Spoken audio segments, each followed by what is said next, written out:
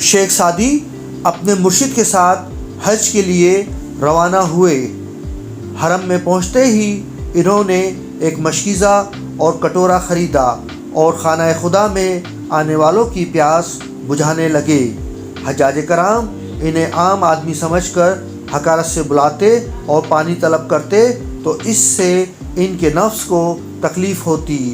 اس تکلیف کو خندہ پیشانی سے برداشت کرتے۔ پانی پلانے کے عوض لوگ انہیں پیسے دیتے، وہ اسے حق خدمت سمجھ کر قبول کرتے۔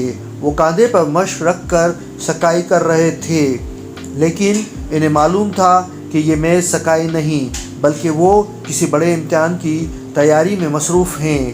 اس تربیت کے بعد جب انہوں نے روضہ رسول پر حاضری دی تو ان کی عجیب حالت تھی۔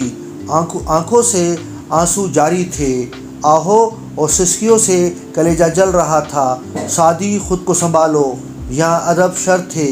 ان کے شیخ نے انہیں تنبیہ کی، میں اپنے اختیار میں نہیں ہوں، بے اختیاری کمزوری ہے، کمزور ہوں اس لیے تو طاقتور کے پاس آیا ہوں۔ ایک چیز ظرف ہوتی ہے، علماء میں ہوتی ہوگی، اور نمائش دنیا داروں کا حصہ ہے۔ تم اس وقت کیا کر رہے ہو؟ سعدی جیسے خواب سے چونک اٹھے۔ مرشد نے یہ کیا کہہ دیا؟ مگر ٹھیک ہی تو کہا ہے۔ ان کی یاد میں امڈنے والے آنسو اتنے بے قیمت کہ زمین پر گرے۔ اس نے اپنے آنسوؤں کو صبر کے ساحل میں قید کر لیا۔ تم تو شاعر ہو، آقا کی شان میں اشعار پڑھو۔ آنسو تو سب بہا لیتے ہیں، بادشاہوں کے شایہ نشان تو قصائد ہوتے ہیں۔ شیخ نے کہا، جہاں بات کرنے میں دل بھر آئے وہاں قصیدے کی فرصت کسے؟ اس نے دل کے ٹکڑے کو جمع کر کے جوڑ دیا۔ بلغ العالی بکمالہ کشف الدجی بجمالہ حسن جمیع وخصالہ صلو علیہ وآلہ۔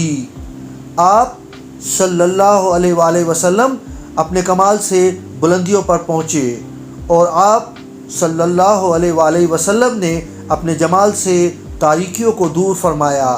آپ صلی اللہ علیہ وآلہ وسلم کی تمام خصلتیں پسندیدہ ہیں۔ آپ صلی اللہ علیہ وآلہ وسلم پر اور آپ کی اولاد پر درود و سلام۔ وہ سنہری جالیوں کے سامنے کھڑے ہو کر سلام پیش کر رہا تھا اور فرشتے اسے داد دے رہے تھے۔ سعدی مبارک ہو، تمہارا سلام قبول ہوا۔ تم نے وہ ہدیہ پیش کیا ہے کہ رہتی دنیا تک لوگ اسے یاد رکھیں گے۔ شیخ نے کہا۔ سعدی پر غشی طاری ہو رہی تھی، وہ لڑکھڑا رہا تھا۔ کچھ لوگوں نے اسے سہارا دیا اور وہ جالیوں کے قریب اپنے آقا کے قدموں میں بیٹھ گیا۔